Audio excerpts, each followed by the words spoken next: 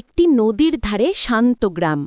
চারদিকে সবুজ মাঠ, খড়ের ঘর আর পাখির কুজন। নীলা নামের এক কিশোরী বই হাতে বসে স্বপ্ন দেখছে। পৃথিবী যেন একেবারে শান্ত। হঠাৎ আকাশ কালো হয়ে গেল, বজ্রপাত আর ঝড়ো হাওয়া বইতে লাগল। গ্রামের মানুষ দৌড়ে পালাচ্ছে। হঠাৎ মাটির ফাটল থেকে উঠে এলো এক ভয়ঙ্কর রোবট, মেকাট্রন। চারদিকে আগুন আর ধ্বংস। সব ধ্বংসের মাঝেও নীলা হাল ছাড়ল না। হাতে আঁকড়ে ধরে আছে বাবার পুরনো নোটবুক।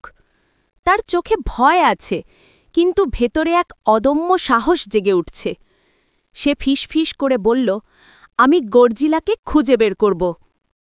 অন্ধকার জঙ্গলের ভেতর মশাল হাতে দাঁড়িয়ে আছে নীলা। হঠাৎ মাটি কেঁপে উঠল। বজ্রপাতের আলোয় দেখা গেল পাহাড় কাঁপছে। বিশাল চোখ খুলে গেল। গর্জিলা জেগে উঠল। শুরু হলো মহাযুদ্ধ।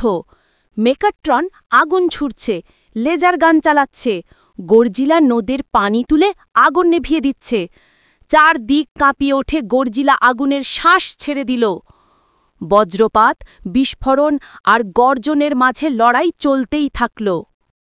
শেষ হল যুদ্ধ। গ্রামবাসীরা আনন্দে চিৎকার করছে। ধীরে ধীরে পাহাড়ের দিকে চলে যাচ্ছে গর্জিলা। নীলা আকাশের দিকে তাকিয়ে বলল, তুমি শুধু দানব নও, তুমি আমাদের রক্ষক। চাঁদের আলোয় শান্ত হয়ে উঠল গ্রাম।